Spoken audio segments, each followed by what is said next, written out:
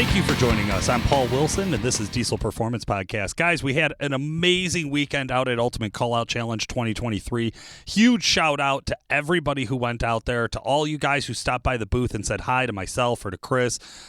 We really, really appreciate it. It was very, very humbling. Just to talk to people who are actual fans of the show. It was a real nice reminder of who we do this for and why we do this show. So thank you, seriously, from the bottom of my heart. And I know Chris Emke has the same thing to say. Just nothing but absolute gratitude for all you guys. It was so awesome to meet all of you in person. Also want to give a huge congratulations to the Burkhard boys, Tony and Tyler wrapping up first. God, I love to see a Durmax in first place at UCC. Feels right. Josh McCormick in second. Podcast alumni, so must have been the podcast bump. Being a guest on the show is clearly what got them into the top. To you guys, you're welcome. We did that for you. That's what we bring to the table. Guys, I will say there's so much to talk about and so little time. Chris is busy working away, trying to get caught up from being gone for the weekend. Same thing with myself. We're going to run a rebroadcast today. We're going to play a previous episode that's focused around UCC. This is a Justin Tyson special pick. Justin Tyson, of course, producer of the show. So he'll be picking out the episode. He's going to play it for you guys. Chris and I are going to be back next week with Hell to Raise. So until then, thank you so much for listening and have fun out there. Thank you for joining us. This is Paul Wilson. You're listening to Diesel Performance Podcast. Guys, what a blast we had at Ultimate Callout Challenge 2021. The biggest, baddest diesel event in America, in the world. There is nothing else. This is it. This is the creme de la creme. The trucks came together. They competed. They went head to head on the dyno, at the drag strip, and sled pulling, and then they get points for each one of those. So if you were to say make like 3,000 horsepower on the dyno, you might get 1,000 points, and then they scale it back from there. It's the fairest way I've ever seen a multi-event diesel competition happen. It's very public. It's very easy to see. It's totally transparent. There's no guessing games behind it. This is what it's all about. For a lot of us that are in this industry, this event is why we do this. This type of thing, this idea that we could walk out here and prove to you, I have the best truck this year. And there's somebody who did that. There's somebody who I think a lot of people maybe had a target on him. I think a lot of people maybe considered him a top competitor. And I think a lot of people may have also tried to write him off, saying, oh, there will be something better. Oh, there will be another truck. Oh, yeah, we're all talking about him, but really there's this sleeper that's going to smoke him. And at the end of the day, nobody could catch Justin Zeigler. The guy competed at a level that was about winning Ultimate Callout Challenge. He wasn't there to prove anything to anyone. He wasn't there to do anything beyond win first place Ultimate Callout Challenge. If you don't know by now, you know now. Justin Zeigler's our first place, taking home the big trophy. I had a chance to follow up with him after the event, and I know you guys are going to love to hear what I have to say.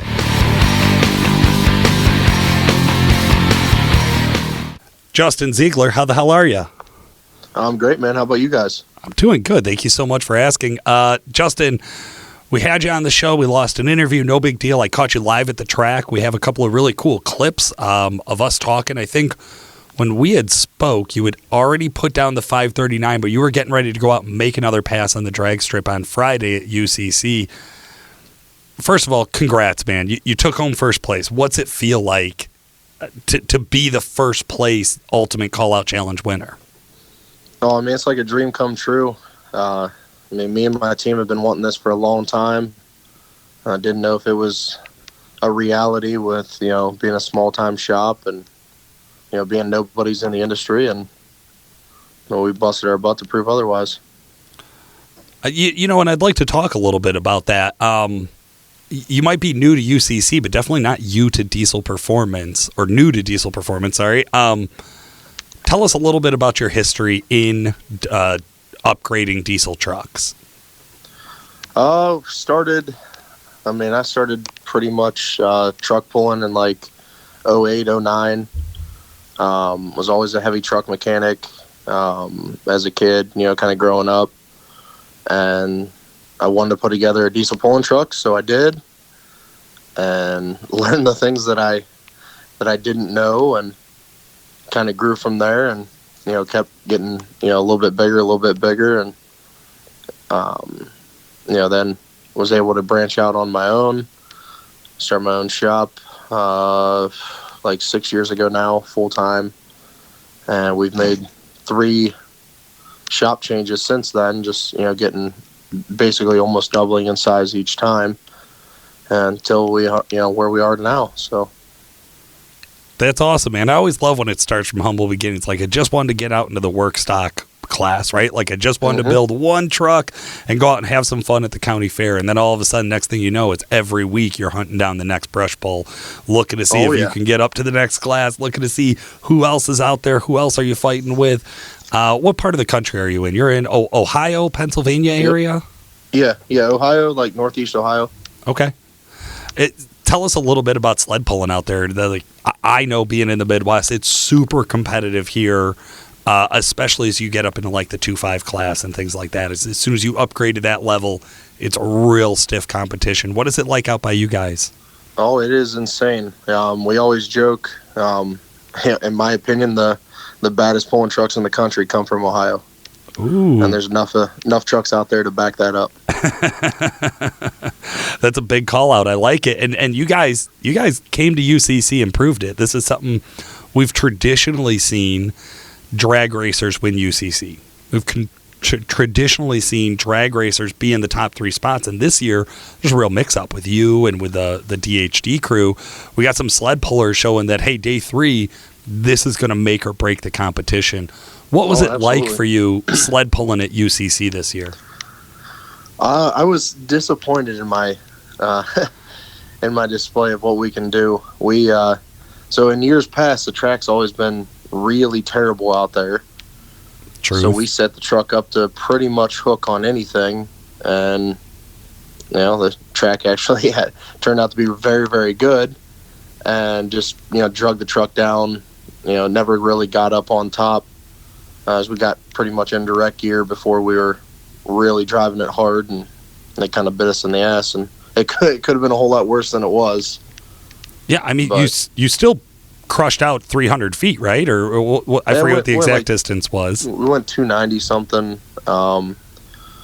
It just never got up on that big Weimer. I mean, it did when we kind of left, and I was like, all right, we'll stuff it in direct and see how she goes, and it just kind of hit a wall and sat there the whole way down the track. Well, hey, it was still enough to come away home with first place, which means that your performance on the drag strip, your performance on the dyno, your performance on the sled pull, it all together came out to be the strongest performing truck of the weekend. Tell us a little bit about Dyno Day. What was Saturday like for you?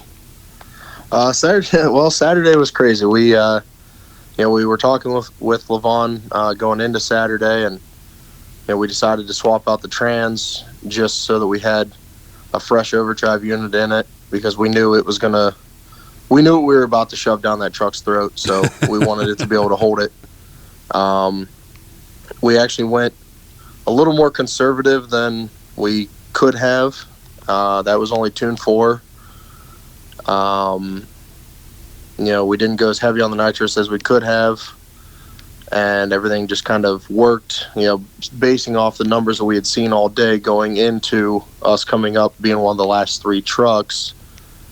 Levon has been beating in my head for months about, we need to win the war, not just the battle. So we kind of put a setup in that we knew should put up a good enough number, and kind of went from there. We had plans, I had the V2 in the truck ready to switch to tune 5, and we were going to swap out a nitrous jet if we needed to. But, when we got strapped on that dyno, I was ready. I've had I've had a bunch of failed attempts at dynoing, and I wasn't going to let that happen again.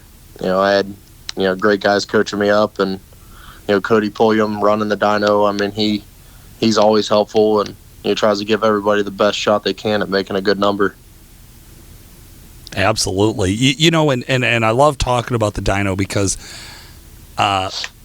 being around a dyno on a regular basis, there's a lot of stuff I hear at dyno competitions that I think it is more old wives' tales than facts.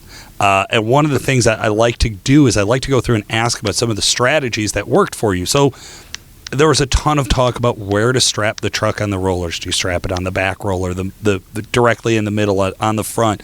How do you shift the weight? What do you do different in the suspension and chassis? Very few guys talk about tires, surprisingly enough. As we went through and did interviews, guys mostly talked about running like kind of an afterthought of what tires they were going to put on there. What did you do to the truck to get it ready? Where did you strap it down on the rollers? What was your strategy to try to get the best run out of it? I mean, we strapped it, a little bit to the front of the roller. Seems to, when they strap it down, seems to kind of pull it into the roller a little bit better. Believe it or not, we were kind of sitting in the pits before going up, and we're like, well, we'd really like to get some weight on the ass end of this thing. So my brother-in-law had his side-by-side there. He was pulling me around with the truck, pulling the truck around all weekend, and he had a little, rack on the back for coolers. So we took that off and made it bolt to the back section of the frame of my truck and put 800 pounds directly over the axle and strapped everything down and hoped for the best. I love this added weight. This is like such a sled puller's mentality of like, well, where do I need weight? Well, cool. I'll just bolt some fucking weight there. No big deal. Right? Like, no problem. Do you think that weight made a difference? Did you get better on the UCC dyno than what you expected in Tune 4? I mean, we got right around where we thought we would be. To say it helped us, I can't really say. But I had one shot, so I had to kind of make sure we had every fighting chance we could. You're not going to haul. We needed a good showing. You're not going to haul 800 pounds up the ramp once you're strapped down. Yeah. Right. Now the drag strip was a tight race, man. 5:39, I believe, left you in third place at the end of day one. Is that right? No, so our first pass off the trailer went a 5.38. Sorry. Okay. Changed tune up, come back out. It was a little hot. Tires shook on the converter lockup. So we went back, turned it down. I actually got lucky. In the heat of the day, went a 5.3 flat at 140. Whew, cooking. And a 5,200-pound pig. Okay, I'm sorry. So 5.3 flat, but you were third place at the end of the day. No, we were second. Second. Okay. Oh, yeah, that's right. Yeah, Turbo Tom went a 5.33. That's it. That's right. So you, Tyler Burkhard, driving the DHD truck, and then everybody else was right on top of you guys. It was a really tight pack. There was, I don't even know off the top of my head how many guys in a 560 to a 5.1, right? Like it was a tight level of competition. It seemed like everybody was stacked up at like that 5.5 range. That's where the majority of your guys were stacked up. It was there was definitely some fast trucks there. No, and that dirty hooker diesel truck, man. Oh my gosh, that thing is fast. You're not lying. For a couple of Sled Pull Michigan guys, they really put something quick together. Absolutely. But that has, to me, that's a red flag for, oh no, what does tomorrow look like? Because tomorrow everybody looks like they're pretty close to the same horsepower. You came out on top, so you won the dyno if I remember correctly. Yep. What was the final number? Was 24.43 with I think 32.89 on torque. Does that beat Derek Rose's old combined number? I don't. Does he owe you $10,000? No, I don't even think it's close. His torque number was so freaking huge, and we actually wanted to dip down a little bit more in the RPMs.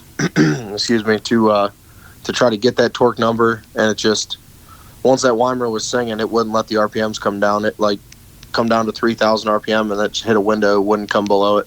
Oh man! So you definitely think there's more in the truck? Do you think you could get more down on the dyno? I'm pretty confident we can. It's, obviously anytime you go that kind of power, you're really gambling. And I didn't want to, end up with my truck in pieces in the middle of the event. But maybe this summer we'll be somewhere at the Superflow dyno is, and we'll strap her down and see what Tune 5 with all the spray will do. Well, I'm excited to see that. This has been a huge event, and I feel like you coming up, and you refer to your guys as a small shop. You guys have grown massively over the past few years. I think you guys have gotten a lot of attention nationally as well as this truck has been built. In the original interview that didn't make it to air, one of the things I asked you about was working with Firepunk and the crew over there. And being through the show and being through the pits, there's guys who said, oh, Firepunk built that truck. And then I talked to you, and you're like, well, of course we worked with Firepunk. Why wouldn't we? But, right. You built the truck. Tell us a little bit about the truck build. What was it like putting this truck together? How long did it take? And who all do you want to give a shout-out to along the way? Okay. So, the truck was already a complete truck at one point. We'd done King of the Street with it in October. Same engine setup. We had triples on it then. Cody at Firepunk and I had kind of been talking about a crazy UCC turbo setup, and then it just started snowballing from there. And I'd bounce an idea off of him, or he'd bounce one off me, and we're like, well, fuck it, let's try it. And it got a little out of hand pretty fast. But yeah, as far as them guys, I feel like we work together as a team, my shop and theirs, to put this thing together. When it comes to the chassis stuff and the, TIG welding, you let somebody who's the best at it do it. If you want, that's just how it is. Those guys are the best down there at what they do, and you're foolish not to use them.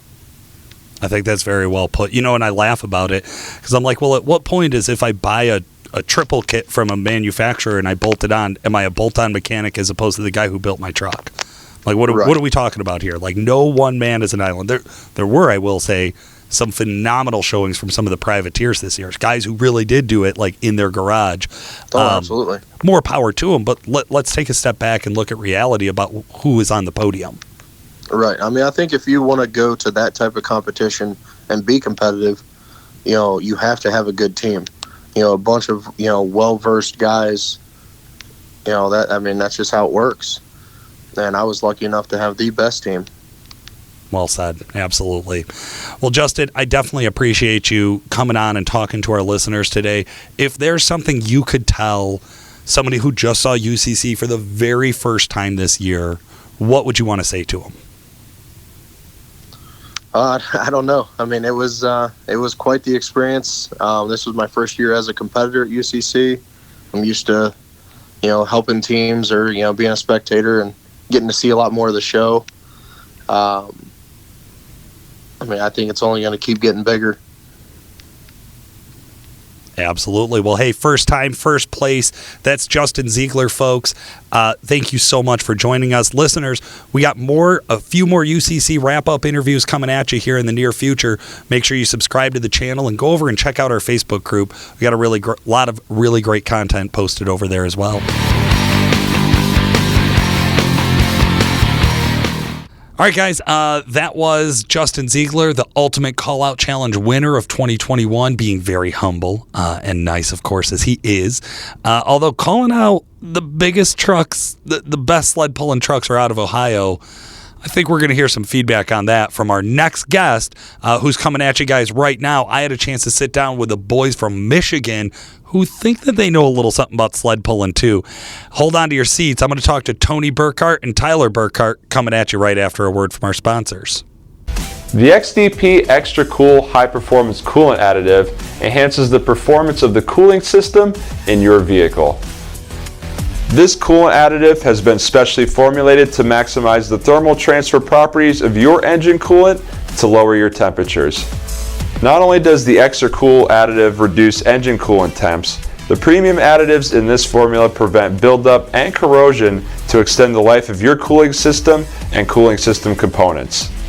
XDP Extra Cool Coolant Additive is safe for use in all cooling systems and is compatible with all types of coolant. To find out more about the XDP Extra Cool High Performance Coolant Additive, check out xdp.com or find a local dealer near you. Worley Custom Fabrication is known for their world-class powder coating, S300, S400, traction bars, and all sorts of other just really, really cool parts for your Duramax, Cummins, and I think even a few Power Stroke parts here and there. Today, we're going to be talking about the 2020 GMC 2500 and 3500 fender flare billet marker light delete kit. These brand new L5Ps have the marker lights, and a lot of guys don't like them. Just flat out, just a lot of guys are not into that look. What they would prefer to have is a color-matched billet piece right there to delete that light kit and have it just look a little bit cleaner on the truck, a little bit less flashy. So it's kind of a really cool understated exterior piece. And I think it's one of those that it's pretty easy to scan over, but once you see it, you're like, oh, I get it and I love it. So these will help you clean up the look of your 2020 GMC Sierra or Denali HD truck by replacing the amber fender flare marker lights with these CAD designed, CNC machined, billet aluminum marker light delete plates from WC Fab. Available with machined WC Fab logo or without, in raw aluminum, or of course what you're all going to choose, paint matching of fine texture or fine texture black powder coat to blend into the OEM black plastic fender flare trim. It installs very, very easily. It's a couple of simple hand tools. Comes with everything that you guys are going to need to install it. If you are thinking about it, or if you have one and you'd like to clean up the look a little bit, no problem at all. Jump over to WCFab.com and you'll be able to find that part right away. The other sponsor I wanted to talk about today is Exergy Performance. With their background in OE development and manufacturing, Exergy Performance brings a unique perspective to the high performance world. They know what features and specifications need to be to ensure proper function. They know how to produce them, and they know how to verify that they're correct. The verification process and the equipment that they use is very untypical of a standard diesel repair shop. It actually allows them to look at many more system performance characteristics beyond just the average fuel output, which is how most shops will just test it. What they test is actually from idle to full power using factory calibration points and a few points of their own that they've added for the high performance market. They can fully map a set of injectors and have done so for, I don't know, a countless number of people out there. The guys who are running at the very top of the industry are running Exergy. The guys who are running their normal street truck are running Exergy. Every one of our employees who has a modified set of injectors is running Exergy. There's a reason that we use them time and time again. If you guys are looking for more, you can check out Exergy's website, but you're probably best off giving a call over to DuramaxTuner.com, giving a call over to WC Fab, giving a call over to any of their distributors who are out there. Also, if you need technical assistance and you've bought from a distributor, I believe you could still reach out to Exergy if you need to. All right, Tony and Tyler Burkhard, how the hell are you? Awesome. Doing good. And you guys, I think listeners would just, sometimes it's hard to tell which guest is which when we have two on, but I think today it's pretty obvious. Tony, we've had you on the show many of times. Congratulations, man. Crushing it at UCC. Well, I'm waiting for that check in the mail you've been promising. Yeah, it's on the way. And real quickly, we're going to go to Tyler. Tyler Burkhard, we had you on the show just one time, live at UCC. I came and harassed you while you were in the staging lanes. I think actually waiting for an ODSS run. How the hell are you, man? I'm doing good, boss. Now this is a unique one. We've had talk about one truck coming to UCC and using different people to operate it in each one of the events. But I was thinking back, and I think maybe we've seen a few stand-ins for the dyno. I couldn't think of anybody else who's had a stand-in for drag racing, at a different guy drag racing than sled pulling. Do you guys know of any other teams that switched up drivers for the events? I'm not positive. Nothing that I know of. Pretty much. I don't. Not that I know of. I don't think so either. Okay, now let's lay it out for the listeners first. First place on the drag racing, crushed it. Was that your first pass that pulled that insane? What was it? A 5'10", 5'11"? First pass was a 5'18", and second pass was a 5'11". That sounds like a rough day, or the best day ever at the strip. And then to top it off, he did a 503 was the third pass, I think, right? Or was that on? That was on Saturday. That was on Saturday. That was on Saturday because that was for the ODSS racing, right? Yep. We're gonna get to that about the decision to do UCC and ODSS in the same day, and I get it, and I also think it was crazy, and I love it. But the first thing I want to talk about is Tony. When did you decide? When did you two decide that Tyler was going to drive this year? Because you drove at Rudy's as well, right? Yeah. Yep. When did that decision come about for you to pilot the truck this year? Well, I always told the old man, that I was going to be faster no matter what he did. It doesn't matter what he does. So Tony, I know you've been sandbagging it to make it easy on the kid. Not really. How many ODSS races do you have under your belt now, Tyler? Just 2 races so far. Just the 2 races. Did you come out first place in both of them? No, I think he came out 3rd at Rudy's. Was it? Third at Rudy's, and then first at Indy. But we're leading by 5 or 6 points already. We've never raced before, really. I mean, this is our second race ever. Well, that's what always cracks me up is we all know Dirty Hooker Diesel for sled pulling. We know Dirty Hooker Diesel for sled pulling parts, for the last minute hooker, for the late hooker, for all of the sled pulling that's been out there, especially if you're a Duramax fan, like we all follow DHD. So to see you guys come out at Rudy's and open up with a full frame all steel truck and be that fast, it literally took the diesel performance community by storm. That's all we've been talking about is how fast that Dirty Hooker diesel truck is. Tyler, do you think you can keep up to the hype? Do you think you'll still be this fast all season long? Do you think you got it dialed in now? Well, we have a little adjustment. We're waiting to use it. Hopefully it'll bring us a little faster. We'll probably stay around the same speed most races, except for when we try to race Johnny. We'll have to open up a can of whoop ass on Johnny, But there's a lot of Phil says that we're at a 4.5 on a scale of 1 to 10. We're not hardly giving it any fuel and hardly any nitrous. Power wise we have a lot more power, but we just making sure that we just don't blow the tires off. We shook the tire. We just changed a minor adjustment, and we shook the tires at over 100 miles an hour.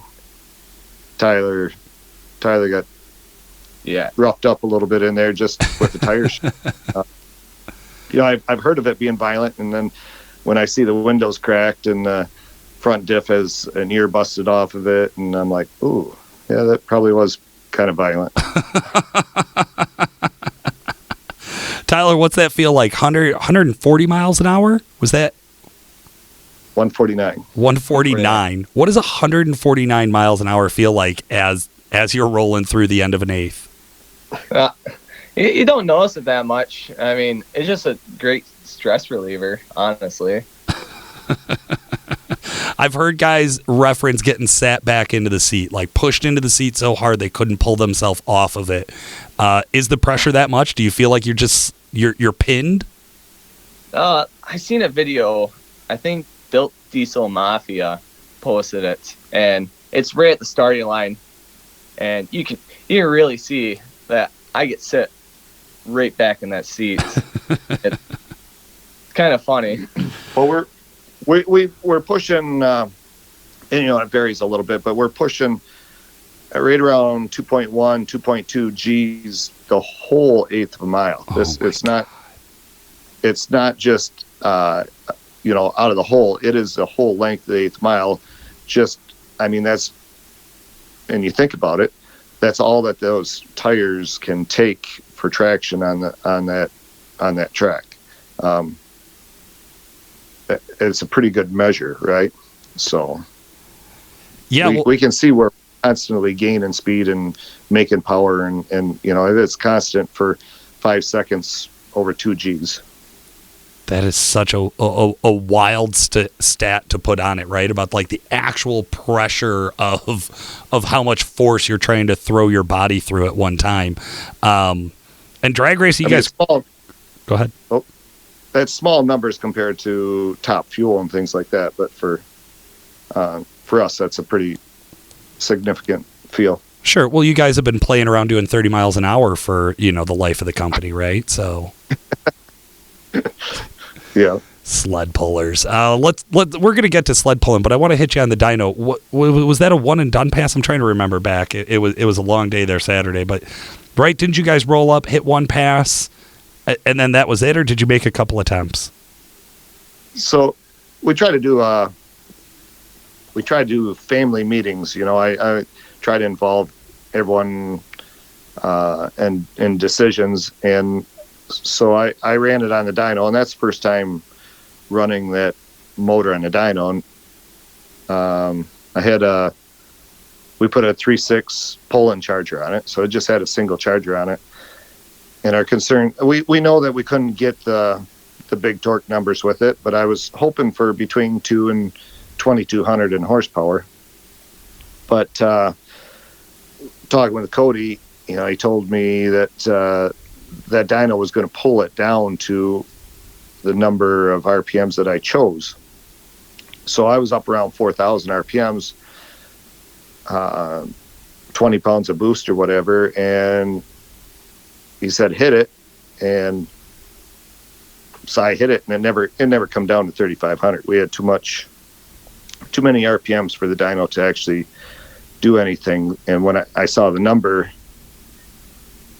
1,800 horse, and I don't know what the torque was. Do you remember what the torque was? Yeah, it wasn't very much, and I'm like, no, we have to do it again. I wanted to go up and just do one, but when I saw that, the run just went wrong, right? That's the first time me dynoing. So I says, I promise I'll do better. Phil was like, no, we're good. And I'm like, no, we're going to, I did fight the family in that a little bit. I said, no, that was horrible. I did a horrible job. And so did the second pass, and I just, I worked a little harder at it. I still screwed up.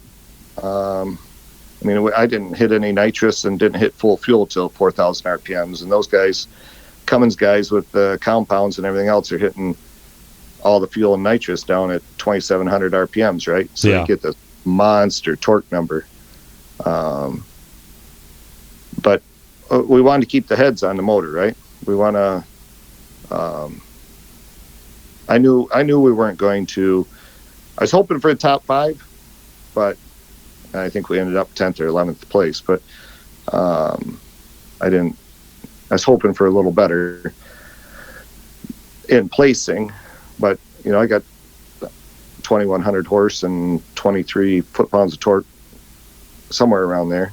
So I was happy with that second pass compared to the first one. I think Cody was even excited for us, just a sled pulling charger, do that on the dyno, No lie. I mean, listen, it is a wildly impressive number. I mean, if we all just think back to like 6 years ago, 2,000 horsepower Duramaxes weren't really something anybody was talking a lot about, right?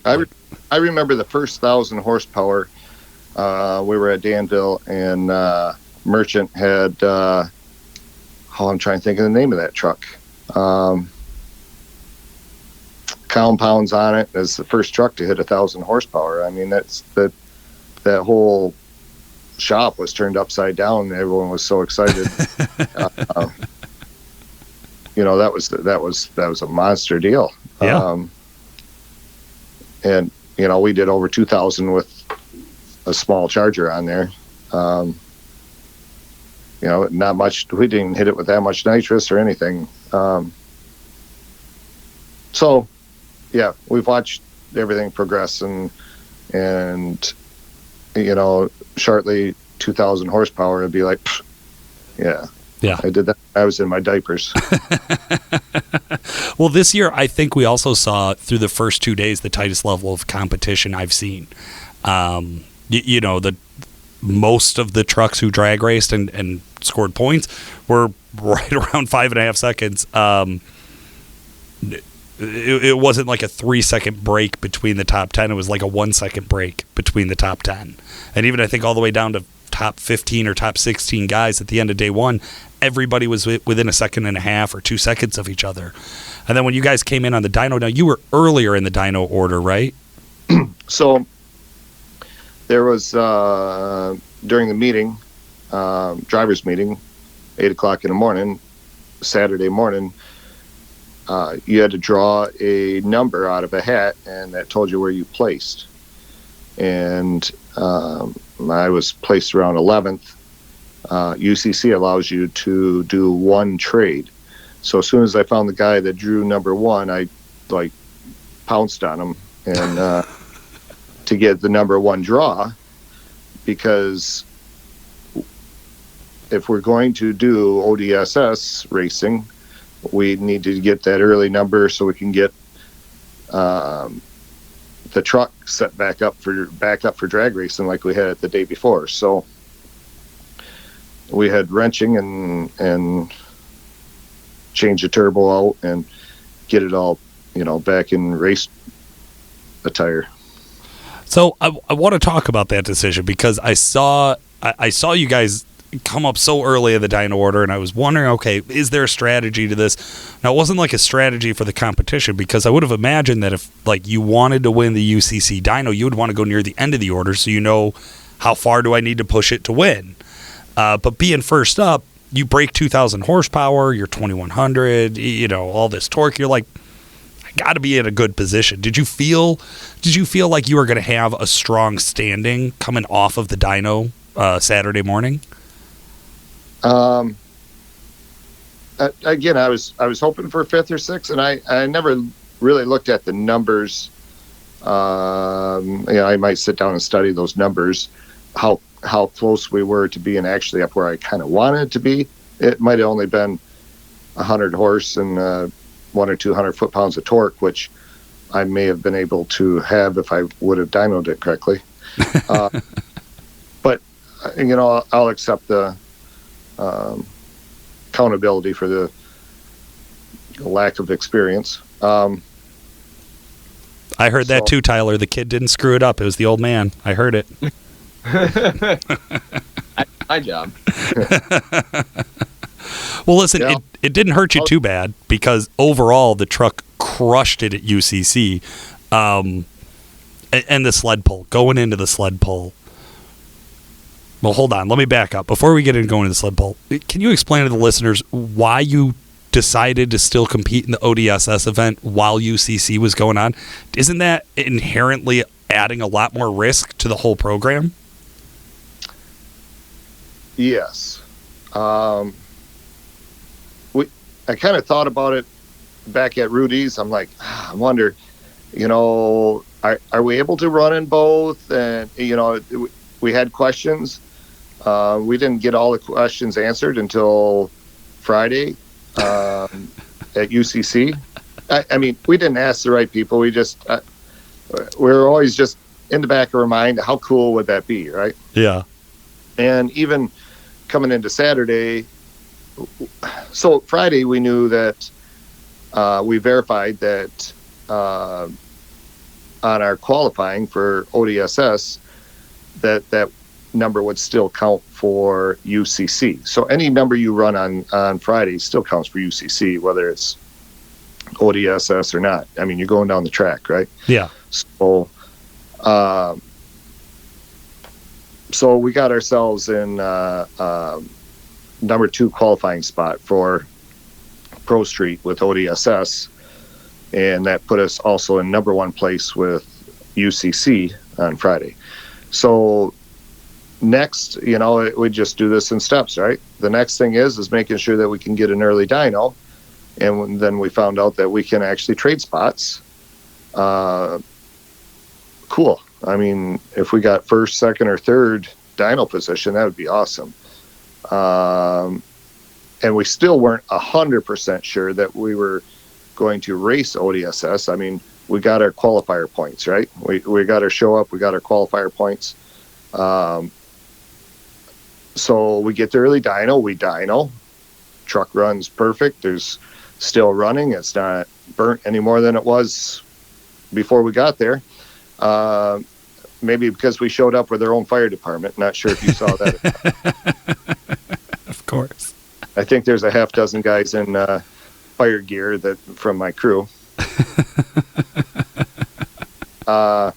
So once we had the dyno done, all right, well, we're doing great, right? The truck's awesome. We put it up in the air, checked everything over. The next thing is then, well, let's switch her back and compete in racing, because the only thing left to do all day is to drink, and we really didn't want to do that. So, I mean, we did, but we didn't do all this to sit around and drink, right? So, we just started going rounds. We got a break when Johnny, in the first round, it was no problem. Tyler knocked out his competitor in the first round, and Johnny's first round, he bumped through the lights. He had a wire come off and screwed him up, and we really wanted to line up with Johnny in the final, right? Yeah. Not saying we were going to beat him, but I just keep thinking in my head, that'd be the coolest picture. Johnny in one lane, Tyler in the other lane, Duramax versus the Cummins Dodge in the other lane for the finals at ODSS, right? Our strategy, we were really thinking, we spent a lot of time studying what we were going to do, because we're still trying to dial in the truck, right? So, but we didn't want to screw up our run. So when it come to finals on Saturday, the ODSS, we went back to our 511 tune. And we knew that the only person that we weren't going to, I shouldn't say weren't going to, but that was going to be a challenge for us was going to be Johnny. But we knew we could get a couple rounds with that 511 tune. If we had a buy run, we were going to do a few changes. That way, if we blew the tires off, no big deal, right? We just got to trip the lights. If we had no buy run and we ended up with Johnny in the final, we were going to add a little juice to her, so that way we could have, try to get him. We were either going to spin out or make a hell of a run, right? And but Johnny's bad luck. Unfortunately, we didn't give him in the final. We didn't see him in the final round. But so we just went straight on through round after round. 3 rounds over a 5 or 6 hour period with the same exact tune. We didn't change anything. And Tyler ran within less than 300ths of a second, all 3 passes. So the truck is very, very, we feel, really consistent. I mean, less than 300ths of a second and over a 5 or 6 hour span. That's that's hard to beat as far as being able to repeat yourself over and over, that consistency. Tyler, what do you do to help keep your run so consistent? Well, I just hold the steering wheel straight, pretty much. I'm just the behind the seat. Just a monkey with a steering wheel. I gotcha. Okay. What really gets me going is getting a good reaction time. Like, that's what I try to strive for the most. What kind of reaction times were you cutting? I think it was pretty slow that weekend, but my worst was like a 0.14. My best was a 0.07. That's pretty impressive. That's pretty impressive for somebody with 2 ODSS races under their belt. I think at Rudy's, I was hitting 0.03s and 0.02s. Ooh. What's up, Tony? What was your best reaction time? Why'd the phone get so quiet? Did I lose you? Oh, no, I've had a few good reaction times, but there's I think a 20-year-old is going to have a lot better reactions than a 49-year-old. So I wholeheartedly agree. The youth is wasted on the young, right? I get it. Yeah, right. I get it.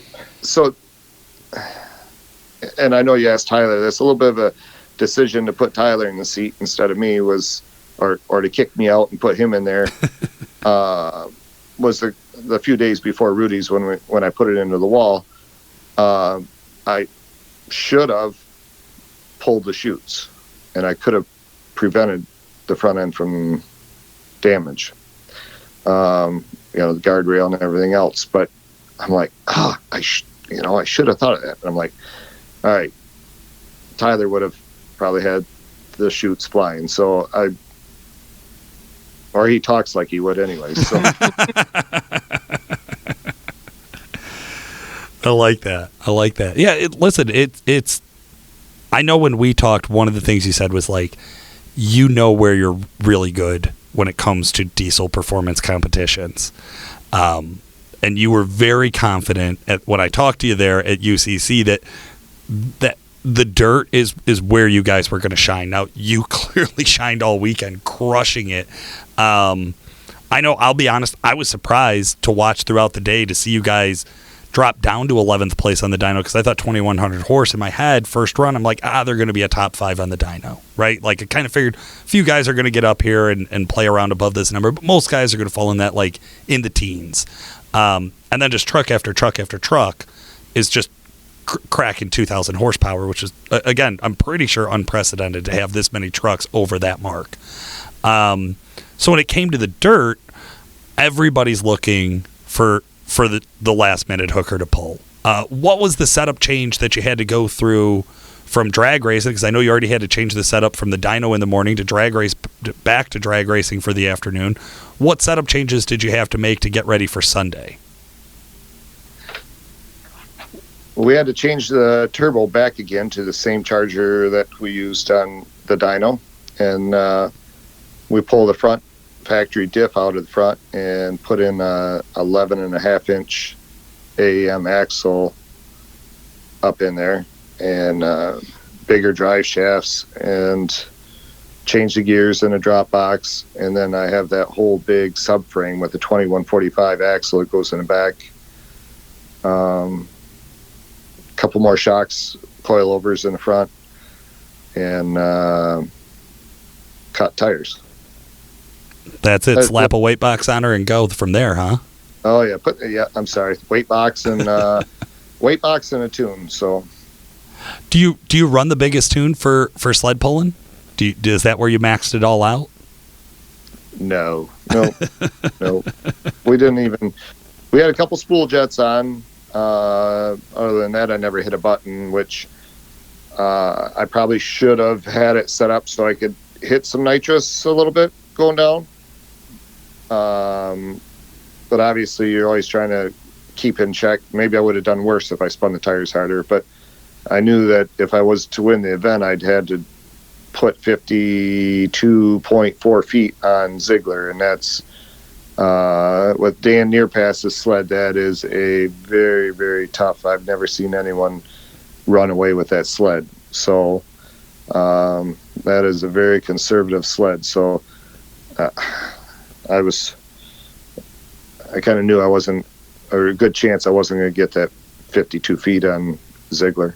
Still took home first place for the sled pulls, though. What'd that run feel like? You're somebody who's got a lot of seat time sled pulling.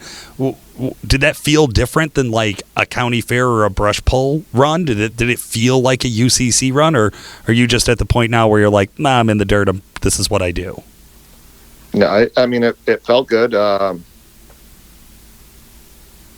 It's a short wheelbase, and that's not a standard for me, to be truck pulling, and that makes the difference, right? But the truck handled awesome, and to the normal, to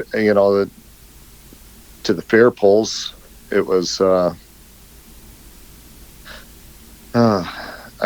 It just felt good. It was a good ride. I mean, it ran good and smooth, and it's the first time running third gear, us having all the gear ratios right in the drop box and having cuts in the front.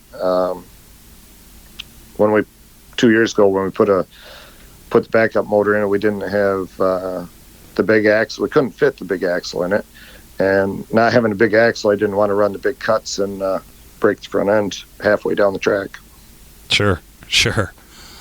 What a wild time. I mean, you guys obviously just killing it at UCC, showing up first at the sled pulls, first at the drag race. Dyno's still breaking 2,000 horsepower. I don't think anybody on the first run of the day would have predicted so many guys would be, at or near that number, to be honest with you.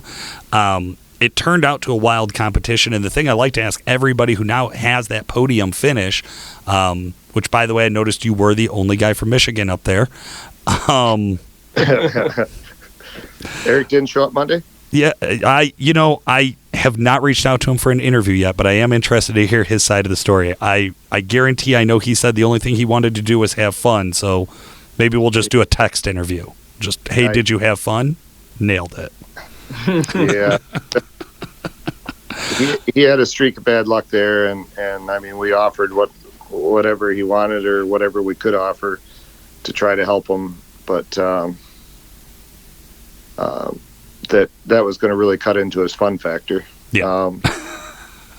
And it sucks. I've been there. We had an amazing weekend and we didn't have breakdowns, and man, that would be awesome to duplicate that again. But I tell you, we're going to come swinging next time. Well, there it is. There's the question, right? Is like next year. We've seen you move up in the rankings every year you've competed. You've been a big story every year you've been at UCC. Now we're coming up to next year. Do you go bigger? You guys already had to have had the conversation on the way home. Like, okay, crushed it this time. What's the next step? I mean, I'm sure you're not going to bring back an identical setup. We were on the next step. My brain's always working, and already storming on the next setup, and I kind of I wanted to have it for this time, but it didn't all line up. And we're working on our next setup already. I just hope that everything lines up and it happens. So the plan is we'll be back with we will have two motors, and the other motor will take the beating on the dyno. I mean, we're gonna drop the hammer on it. So I'm excited. Everybody's been talking. We want to see 3,000 horsepower on a chassis dyno. I don't know of anybody in diesel who has hit it. Everybody's talking about it. I thought we might see it this year, but explosions happen. So that was tough to get around. And listen, man, we all know UCC, like you said, sometimes things just, the chips fall right and they're good for you and you get to crush it at every event you go to. And sometimes it's a shit show and you can't do anything but wrench on the truck and smile all weekend because that's all there is to do. It's tough, but I think you guys have proven that you're a true competitor at this. I'm excited to see what we're going to have next year. Is there anybody you would like to give a shout out to, Tyler? Oh, like my main man Phil at Exergy. I couldn't do anything without him. And then a guy that's kind of works up near us. He's been part-time but pretty much full-time family, Greg Anderson. He just amazing guy. He welded up the truck. He knows the setup of the truck inside and out by now. Just an amazing guy. That's we got our company sponsors like Nitrous Express, Exergy, Precision Turbos. Name a couple of them. We have some other local guys that have helped with a few things on the truck. UCC and ODSS for putting on a couple of awesome events, and quite an inspiration as a fire punk crew. I mean, those guys are awesome to throw ideas over, and they just keep telling us. Cody Fisher there, he's just telling us to take all the nitrous jets out of the truck. We know that's probably not going to work, but Cody's like, that's how I run. So it's funny. We get great bunch of guys there. I mean, everyone at at UCC there, or pretty much everyone, just awesome to be around and help. And when it come to truck pull day, we were working on everyone else's trucks. They were bringing their trucks by to have us do stuff on them while we're trying to get our truck ready. Charles announced, any of you guys need anything done, head over to the Dirty Hooker tent. I mean, we have our full shop set up there, and I'm like, oh, okay. Yeah, we'll fix them up. And Seth changed input shaft on a guy's truck there that weekend. Yeah, some guy that was, I don't know, he's from Texas, and I don't know, did it input shaft break in Tennessee or someplace like that, and actually trailered it up to UCC, and because he knew that we'd tear his tranny out and fix his tranny and put it back in for him. We had the hoist and tools and literally doing shop repair jobs at UCC in the pits while racing ODSS while competing at UCC. Don't tell Chris or James. I'm sure their insurance wasn't up to par for that. That may or may not have happened. Allegedly, repairing people's trucks when they need help is a nice guy. That's what we'll say. Right.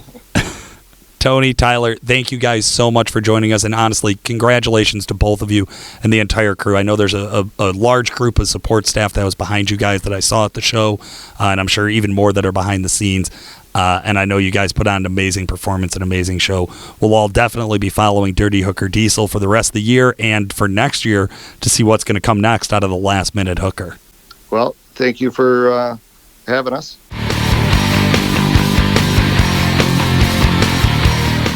All right, guys. Tony and Tyler, man, I swear I tried to bait those guys into so many fights throughout the weekend before the UCC. I tried to get them to say every mean thing I could about every other competitor, and it turns out father and son team only want to make fun of each other. So more power to them. Tyler Burkhard, young guy, quick reaction time, making a big splash for and a name for himself in diesel performance history, because I think this truck being the fastest Duramax,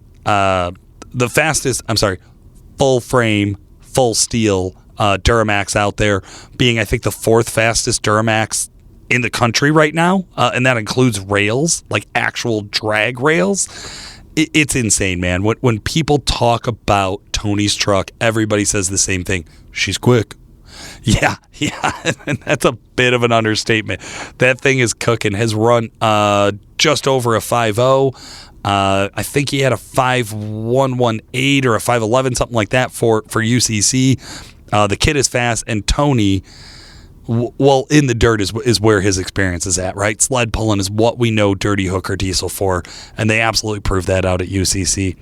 Guys, a big shout out to all of our competitors. We're going to be following up. We're going to try to get a few other competitors on the line here in the near future, and then we also have some really exciting educational content coming at you for some future episodes. Stick around. If you haven't already, subscribe to the channel and go check out Fans of Diesel Performance Podcast Facebook group. For today, this has been Paul Wilson. Thank you so much for listening.